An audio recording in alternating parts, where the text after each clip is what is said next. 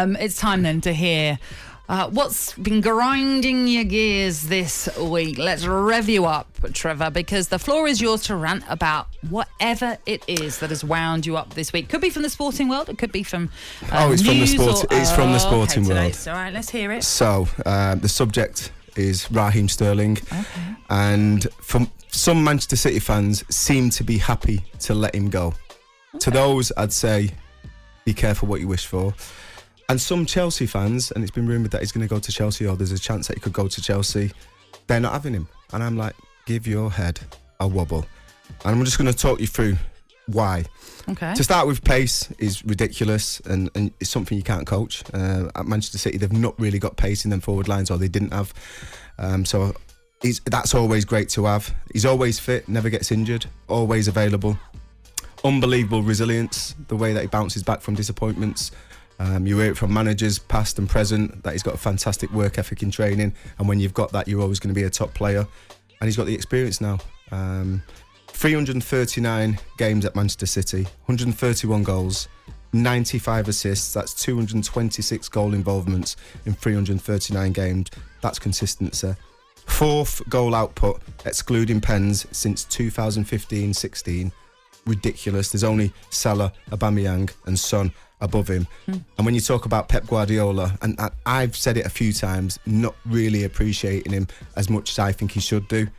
Pep's only had 3 players score 100 goals under his management: Messi, Aguero and Raheem Sterling. He is a top player and he's 27 years old. I know, any club in the world should want him. I know, when you talk about his age, you feel like he's been around for so long when he should be older than 27, so there's still so much to come from him. But you mentioned there all his stats. It begs the question, why would City want to get rid of him? I think it's not that City want to get rid of him. They've offered him a new contract, which by all accounts that the money's not the issue. It's the game time that Raheem wants guarantees with. And with the World Cup year and everything, he's not getting that. And obviously that left-hand side alone, you get Alvarez who can play off there. There's a new player coming in. You've got Raheem, you've got Foden and you've got Grealish.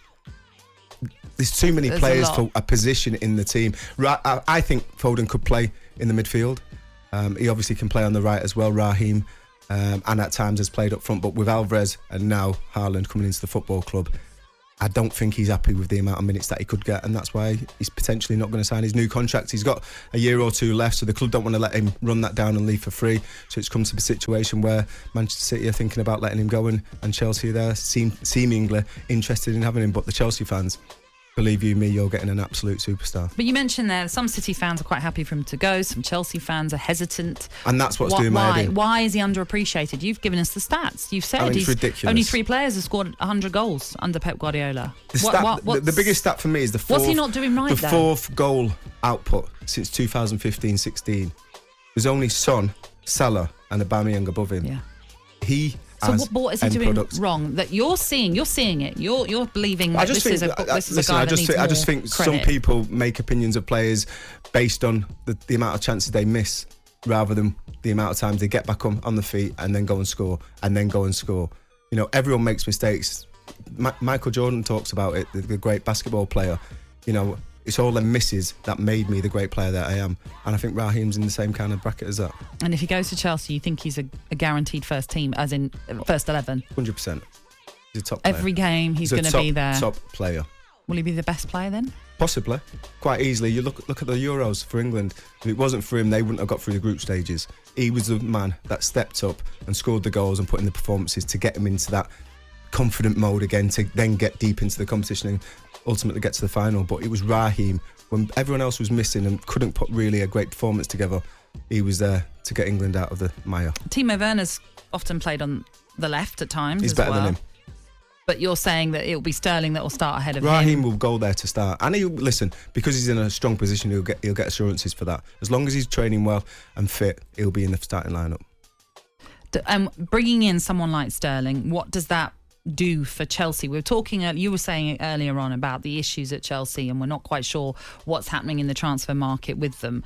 What does that bring to Chelsea? Where does that elevate them to? It takes them to you've got a player in there who is a serial winner, 12 trophies since he's been at Manchester City. He is a serial winner. You're bringing in a winning mentality, someone who wants to win games, win trophies come the end of the season. So, yeah, listen, it's disappointing if he does leave. I'd like him to stay, but I understand why he wants to leave because of the positions, the players that in his position, and not only that, he wants to play. It's a World Cup year. He wants to be a big part of what's happening at whatever club he's at, and if it's not going to be Manchester City, he could go. You have been burning to talk about this. You even came in saying, I want to talk about Raheem Sterling. Well, I did, because I mentioned it with Simon Jordan on Wednesday. Oh, you always clash about Sterling with Simon. And literally, nobody could hear what I was going to say because he was just talking over me like he rudely does quite often.